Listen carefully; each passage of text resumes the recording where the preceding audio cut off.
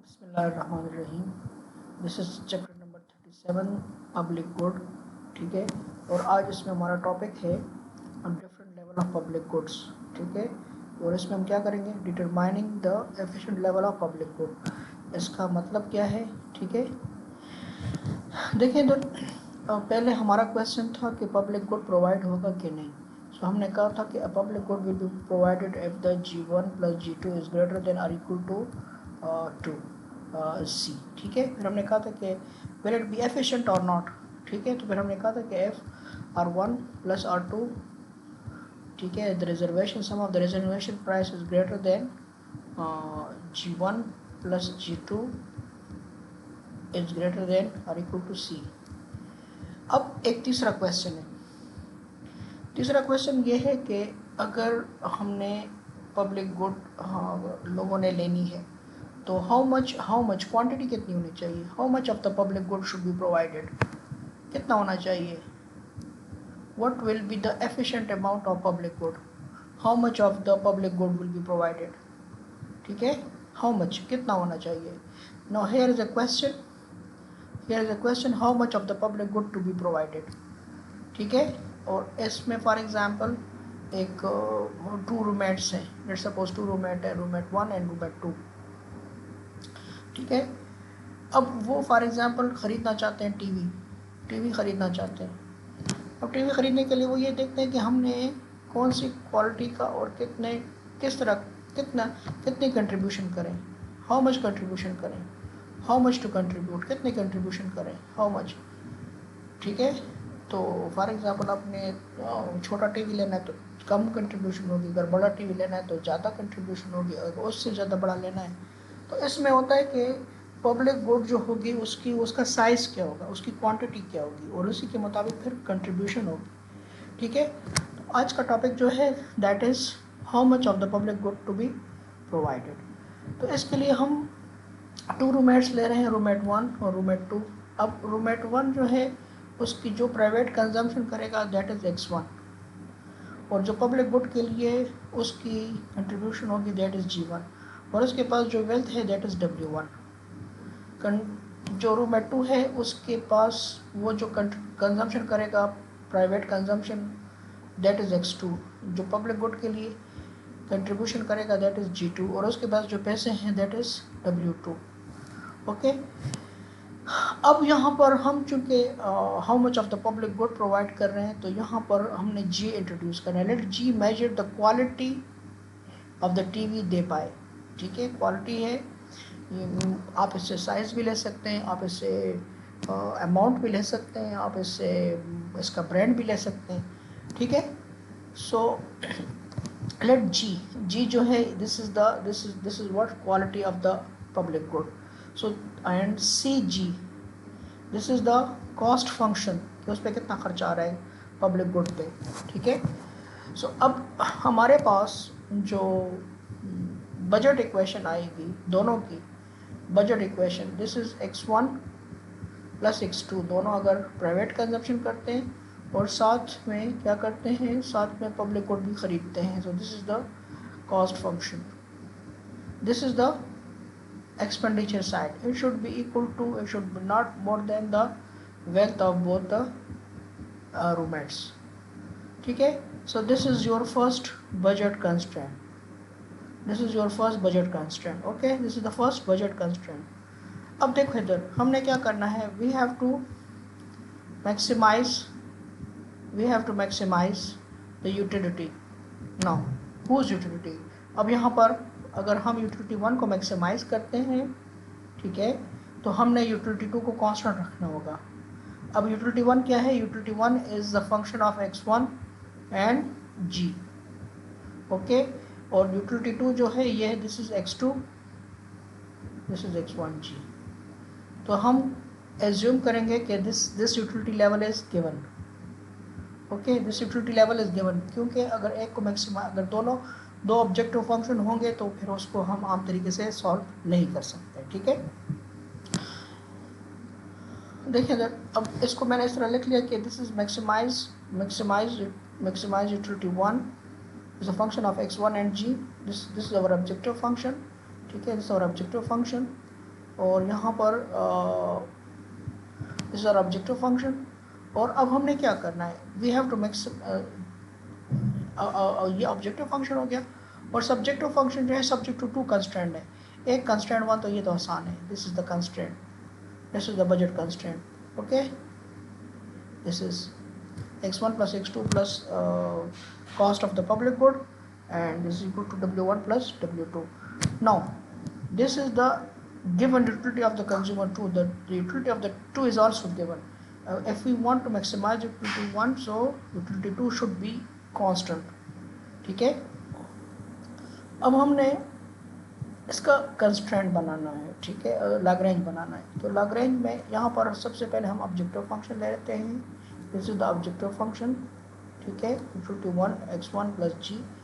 अब देखो इधर इस फंक्शन को हम क्या करेंगे, इसको यहाँ पर इस साइड पे लेके आएंगे और इक्वल टू 0 कर लेंगे, ठीक है, और इसको फिर लेमडा से मल्टीप्लाई कर लेंगे, lambda is a Lagrange multiplier. अब इसको यहाँ पर ऐड कर दिया, देखिए इधर lambda is equal to u2 x2 minus x2, u2 is a function of x2 and g minus u2 bar।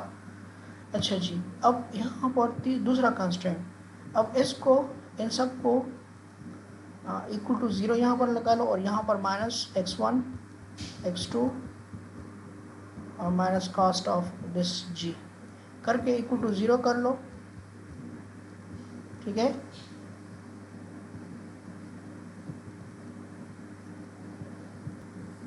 और ये हमारे पास इसको ऐड कर लो तो ये हमारे पास लाग्रेंज फंक्शन बन गया, ठीक है, this is a Lagrange function. Okay, अब हमने इसको क्या करना है, डिफरेंशिएट इसको करना है with respect to x1 x2 and g and set equal to set the differential equal to 0, इसको सॉल्व कर लेते हैं, ठीक है। तो हमारे पास efficient amount of public good आ जाएगी। तो इसको हम डिफरेंशिएट करते हैं with respect to x1, so x1 du by dx1, क्योंकि इसमें x1 है, प्लस लेमडा। अब लेमडा इसमें x है, यस, x1 है, नहीं है जी, तो लेमडा और अंदर सारे डेरिवेटिव क्या होगी 0, ठीक है, प्लस म्यू, w1 की डेरिवेटिव क्या होगी 0, w2 की डेरिवेटिव क्या हो गई 0, x की 1 हो गई तो माइनस x1, x2 की 0, इसकी 0, ठीक है। तो ये हमारे पास आ गया। अब यहाँ देखें ये 0 है, ये ख़त्म हो गया। अब ये 0 0 तो ये माइनस म्यू रह गया, क्या रह गया, माइनस म्यू। तो ये क्या चीज़ है, d u by d x one, this is marginal utility of x1 minus mu is equal to 0। This is the first equation, this is the first equation कि mu is equal to M U x1, ठीक है, this is equation number 5 हमने इसको कर ली। फिर इसको differentiate करो with respect to x2, तो इसमें x2 कोई नहीं है तो इसकी डेरिवेटिव 0 हो गई, ठीक है, इसमें x2 है तो ये लेमडा आ गया और d u two by d x two आ गया, ठीक है, माइनस म्यू की 0 हो गई, ठीक है, यू बार की यूटिलिटी की, ठीक है, प्लस म्यू। अब इसमें w1 की डेरिवेटिव 0, w2 की 0, माइनस x1 की 0, माइनस x2 की 1 आ गई तो माइनस x1 आ गया, माइनस 1 आ गया, इसकी 0 हो गई, ठीक है। इसको मुख्तसर करके ये हमारे पास आ जाता है, ये आ गया 0 आ गया, लेमडा आ गया और ये आ गया d u two by d x two, this is modularity of x2 minus mu आ गया, ठीक है। सो इसको मुख्तसर करके mu lambda mu x2, this is x2, ठीक है, लेमडा। अब यहाँ से लेमडा मालूम कर लो तो this is equation number 6, equation number 5 भी आ गई, इक्वेशन नंबर 6 भी आ गई। अब हम इसको डिफरेंशिएट करेंगे,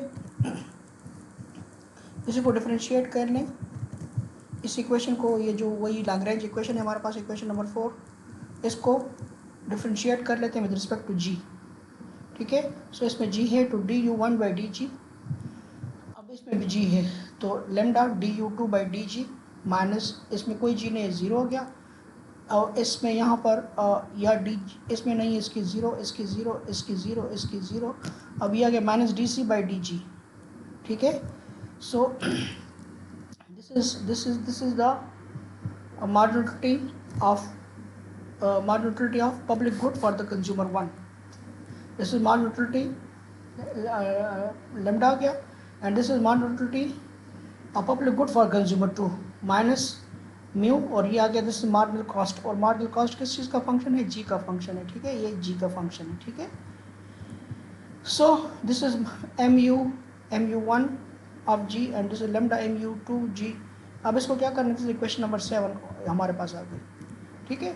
अब हमने क्या करना है, इक्वेशन नंबर 5 से म्यू और इक्वेशन नंबर 6 से लेमडा, इसकी इक्वेशन हमने पुट करनी है 7 में, ठीक है। तो देखो इधर इक्वेशन हमारे पास, पहले हमने यहाँ पर लेमडा की कीमत पुट करनी है, ठीक है।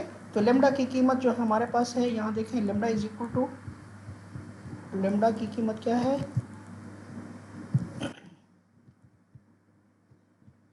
Mu MUX2, mu MUX2, okay.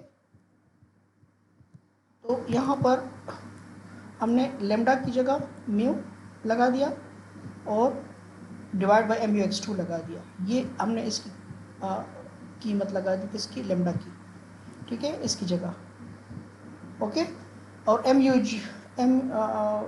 मॉड्यूलिटी of ji for consumer 2, ये अपनी जगह आ गया, ये अपनी जगह आ गया, ठीक है, ये अपनी जगह आ गया और ये अपनी जगह आ गया, ठीक है। अब हमने क्या कर लिया, अब देखो इधर यहाँ पर म्यू है, यहाँ पर म्यू है, multiplying both side by mu, ठीक है, divide both side by, divide करने बोथ साइड बाय म्यू, तो इसको डिवाइड कर लेंगे, ये ख़त्म हो जाएगा, ये ख़त्म हो गया, ठीक है। क्या कर लिया हमने, डिवाइड कर लिया, यहाँ पर भी डिवाइड कर लिया, यहाँ पर भी डिवाइड कर लिया, यहाँ पर भी डिवाइड कर लिया, तो ये कैंसिल हो गया, ये कैंसिल हो गया और ये यहाँ आ गया, ठीक है। अब ये इक्वेशन आ गई, सही है। अब म्यू की कीमत है, म्यू की कीमत है MUX1, पूरे इक्वेशन नंबर 5 देख लें, ठीक है। म्यू की कीमत है MUX1, तो म्यू की जगह क्या क्या लगा दिया, MUX1 लगा दिया, ठीक है। अच्छा जी, अब ये हमारे पास इक्वेशन आ गई, this is MUG1 by MUX1। सो इसको हम क्या कहते हैं, इधर देखें, इधर का हम जी ले लें, एक्स एक्सिस पे जी ले लें पब्लिक गुड, और इस पर एक्स पब्लिक एक्सपॉन X2 ले लें, तो ये क्या होती है, ये आ गई dx बाई DG। इसको हम क्या कहते हैं, इसको हम कहते हैं MRS, इसको क्या कहते हैं, MRS, ठीक है, इसको क्या कहते हैं, MRS क्या है कि if we increase G by 1 unit, how many units of X we will have to sacrifice, ठीक है, how many dollars of private consumption a person is willing to give up to get an additional unit of public good, ठीक है। सो ये किसके बराबर होता है, dx by d, this is mar neutrality of G, this is mar neutrality of G divide by mar neutrality of X, ठीक है, मार न्यूट्रलिटी ऑफ X। तो ये देखो इधर ये क्या है, this is mar neutrality of G, this is MRS1, ठीक है, फॉर पब्लिक गुड, और this is MRS2, this is for consumer 1, MRS1, यानी ये फर्स्ट कंज्यूमर जो है वो पब्लिक गुड को हासिल करने के लिए कहते हैं प्राइवेट कंजम्पशन छोड़ता है, और दूसरा MRS2 जो है दूसरा कंज्यूमर या दूसरा रूममेट जो है वो पब्लिक गुड को 1 यूनिट हासिल करने के लिए कितनी प्राइवेट कंजम्पशन कम करता है। The sum of the both MRS should be equal to MC marginal cost. So this is the efficient amount, it will determine the efficient amount, यहाँ पर थोड़ी सी एग्जांपल है कि क्या मतलब है इसका। देखो MRS मैंने डिफाइन किया है, अब देखो इधर सपोज मार neutrality of public good is 6, अगर मार न्यूट्रलिटी पब्लिक गुड की 6 है और प्राइवेट कंजम्पशन की 3 है, तो MRS क्या गया 2, इसका मतलब है कि agent 1 is willing to give up 2 units $2 to get an additional unit of G। अगर MRS हमारे पास 2 आ रहा है तो इसका मतलब है कि G के 1 यूनिट के लिए वो कितनी यूनिट्स कंजम्पशन कम करेगा, $2 की, ठीक है। अब देखो इधर अगर MRS 1.4 है, लेट सपोज करते हैं MRS 2.5 है और मार्जिनल कॉस्ट 1 है, हाँ, तो हमारे पास कंडीशन है कि MRS 1 should be equal to MRS 1 plus MRS 2 should be equal to marginal cost 0.4 0.5 should, अब यहाँ पर 1 नहीं आ रही तो इसका मतलब है कि ये एफिशिएंट अमाउंट नहीं है। अब यहाँ क्या है, 1 मार्जिनल कॉस्ट ज़्यादा आ रही है, जब मार्जिनल कॉस्ट ज़्यादा आ रही है तो इसका क्या होगा, when marginal cost is more than the MRS, तो इसमें इसको हम कहते हैं the marginal benefits is less than marginal cost, the marginal cost is more than marginal benefits. तो क्या किया जाएगा, जब कॉस्ट ज़्यादा आती है एक प्रोजेक्ट की और उसका बेनिफिट कम होते हैं तो गवर्नमेंट क्या करती है, उसको डिक्रीज़ करती है, उसके अमाउंट को पब्लिक गुड को डिक्रीज़ करती है। तो जब डिक्रीज किया जाएगा पब्लिक गुड की, तो इसकी मार्जिनल कॉस्ट बढ़ जाएगी। मार्जिनल कॉस्ट क्या हो जाएगी? बढ़ जाएगी। ठीक है, marginal cost marginal benefit are less than marginal cost, so provision of public good will be decreased. In such case marginal cost, अच्छा जी, मार्जिनल कॉस्ट डिक्रीज होगी, एमआरएस इंक्रीज होगा। क्या होगा? एमआरएस इंक्रीज करेगा। अभी मैं बताता हूँ एमआरएस क्या करेगा। एमआरएस इंक्रीज, मैं बताता हूँ आपको डायग्राम से। ठीक है, तो जब ये कर दिया जाएगा तो मार्जिनल कॉस्ट कम हो जाएगी, और ठीक है, और मार्जिनल बेनिफिट जो है वो बढ़ जाएंगे, तो आखिर में ये इक्वेट हो जाएंगे। ठीक है, डायग्राम से देखते हैं इधर।